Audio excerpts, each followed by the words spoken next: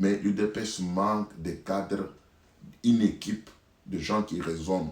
Nous avons plusieurs professeurs tout autour de l'UDPS et on doit les payer pour ça afin d'accomplir ou les payer par circonstance, mais il doit avoir quelques salaires pour le professeur qui, le 20 personnes là, avoir leur propre salaire dans le cadre de réfléchir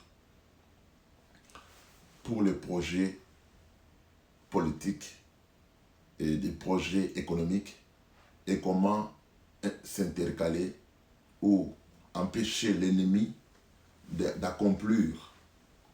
Vous voyez par exemple dans le problème des Camérés, nous avons perdu ce juge de la nation.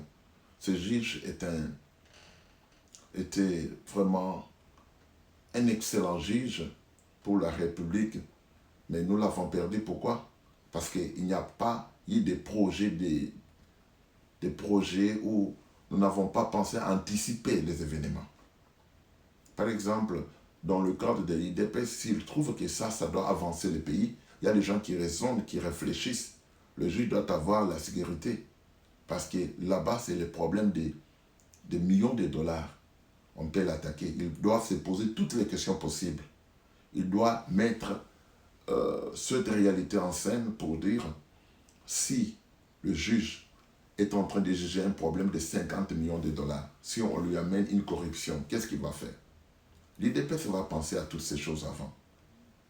Ces 20 personnes vont réfléchir tous les enjeux politiques, économiques dans le pays. Nous devons proposer au président que de tels juges doivent d'abord être sécurisés, doivent avoir des primes, même partout dans le monde. En Chine, il y a un homme qui a fait un projet là des sacs. On payait chaque voyageur, devrait payer à peu près 20 dollars par sac.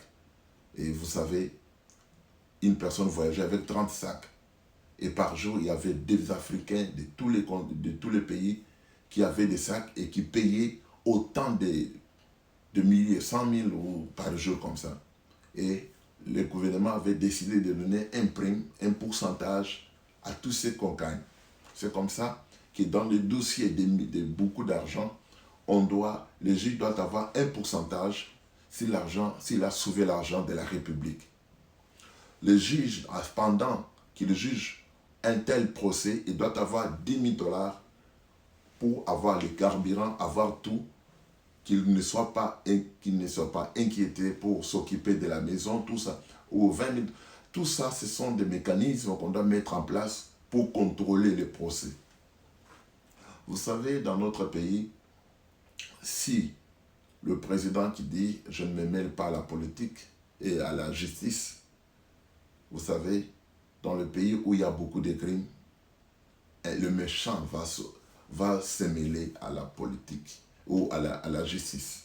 C'est pourquoi le président, il a l'intérêt de collaborer avec le juge pour les motiver, les donner des moyens afin qu'ils puissent défendre la nation.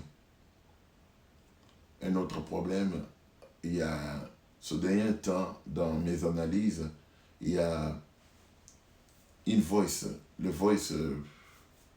un audio qu'on est en train de dire, les Américains sont entrés au Congo la nuit. Toutes ces choses-là, c'est quelque chose de planifié. Si vous comparez ces audio, la façon dont qu'on a travaillé l'audio, et si vous comparez avec l'audio de Chibola, de Pasteur Mokuna, vous verrez, c'est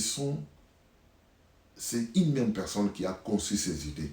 Pourquoi? Parce que vous trouverez que dans cet audio, cet homme a condensé beaucoup d'éléments à la fois. Et dans l'audio de Chibola, on a condensé la même chose. C'est le même labo qui a fait ces audios. Si vous comparez, vous êtes intelligent, vous allez comprendre ces trucs. Tout ce que FCC fait, il ne le fait pas par hasard. Il planifie des trucs. Il dit, pour empêcher ça, nous allons faire ça. Mais si nous allons rencontrer d'obstacles, comment nous allons faire? Oui, nous allons agir comme ça. C'est ce que l'IDPS n'a pas. du DPS, lui, il n'a pas un plan. Lui, il attend, il regarde le peuple, il regarde la foule, il regarde le combattant. Les combattants, eux, c'est leur rôle de réagir. Mais on doit avoir de gens conçus pour réagir, pour planifier des trucs, pour planifier un plan, pour planifier s'il y a peut-être le problème de Kabound, comme on l'a destitué. Vous savez, si vous remplacez quelqu'un, c'est FCC qui a gagné parce que lui, son problème, ce n'était pas chasser Kabound, c'est conquérir le reste des députés. Mais comment on peut contredire de telles choses? C'est par les amener à la justice. Et s'ils vont résister, qu'est-ce que vous allez faire? Vous devez étudier des suites des événements et mettre en place des mécanismes. Par exemple, les gens qui sont malades et qui tombent toujours à la présidence, on nous dit c'est Covid. Et dans chaque chose, nous devons comprendre, quand quelqu'un avance, ce n'est pas ceci, ou ce n'est pas les poisons, ou ce n'est pas ça. Et il doit nous démontrer comment c'est Covid. Covid, ce n'est pas seulement de trouver le virus dans le corps de quelqu'un, mais le Covid, c'est une maladie. Cette maladie, il a des étapes cliniques et des signes cliniques. Ces symptômes, quand quelqu'un est malade, il a un problème respiratoire, il doit passer quelque temps à l'hôpital, il va souffrir, il a des douleurs, ça doit prendre du temps. Toutes ces choses ici sont des étapes. Mais on ne peut pas dire quelqu'un qui est jeté avec lui hier, qui n'est pas tombé malade, on nous dit, non, écoutez, la personne a le Covid. Non, ce n'est pas comme ça que les choses se passent.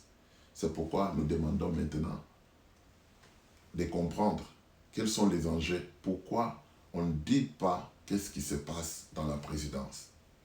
C'est ce que notre papa Tshisekedi a dit. Je voulais parler à mon frère Kabila, il est pris en otage. Des fois, le président peut être pris en otage par ses conseillers ou par ses ennemis. S'il est entouré d'un ennemi, qu'est-ce que l'ennemi veut?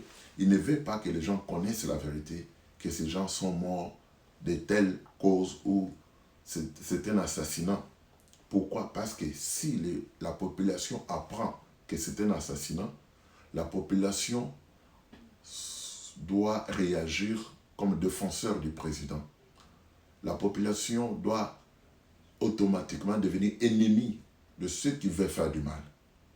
De manière que quand le président dira un mot, tout le monde va exécuter. C'est pourquoi ils ne veulent pas que les gens connaissent cela. Parce que la population, petit à petit, va perdre confiance en eux. C'est pourquoi ils ne veulent pas cela.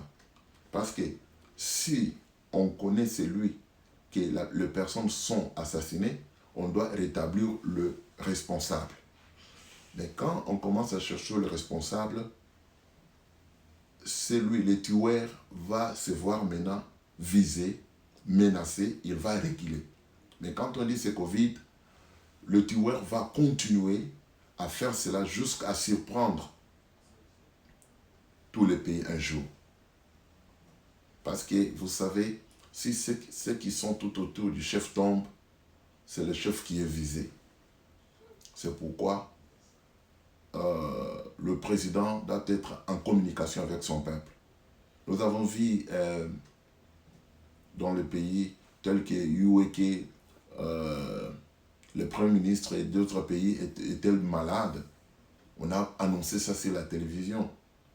Et de même, les conseillers du président, s'ils sont malades, nous devons les connaître avant. Ce n'est pas apprendre seulement la mort. Vous voyez, ce n'est pas un péché. Quelles sont les conséquences si on dira qu'ils sont morts de telle ou telle maladie? Parce qu'il y a des gens qui peuvent tromper le président ou les conseillers mal pour dire, écoutez, nous ne pouvons pas les dire parce que nous faisons des enquêtes petit à petit pour le surprendre. Des fois, c'est lui qu'on doit surprendre. Et c'est ce que nous voulons que chacun de nous puisse comprendre pourquoi nous réclamons de connaître les enquêtes, de vraies enquêtes. Parce que si nous demandons à l'équipe de riposte de Covid, ils ne vous diront pas. Ils vous diront comment les étapes de la maladie ne vient pas directement comme ça. C'est pourquoi ce que je voulais dire tout simplement, l'UDPS doit avoir une équipe de réflexion composée de politiciens, composée d'opérateurs économiques, composée de professeurs et qui sont payés par le parti. Et il doit avoir cette organisation dans chaque ville, des gens qui réfléchissent que dans chaque ville, on peut diminuer pour les dépenses 5 personnes qui réfléchissent avec des projets par rapport à ce qui se passe dans leur province et dans leur pays, dans leur ville. Voilà. C'est pourquoi je voulais partager avec vous mes analyses. Abonnez-vous sur cette chaîne. Nous aurons beaucoup de choses à partager ensemble pour le bien de ce pays. Parce que même en Israël, il y avait un prophète qui dénonçait le mal. Voilà pourquoi nous sommes là aujourd'hui. C'est parce que nous devons nous impliquer tous pour sauver notre nation, sauver notre peuple. Nous sommes en danger tous. Le Congo est malade. Avec Dieu, nous vaincrons.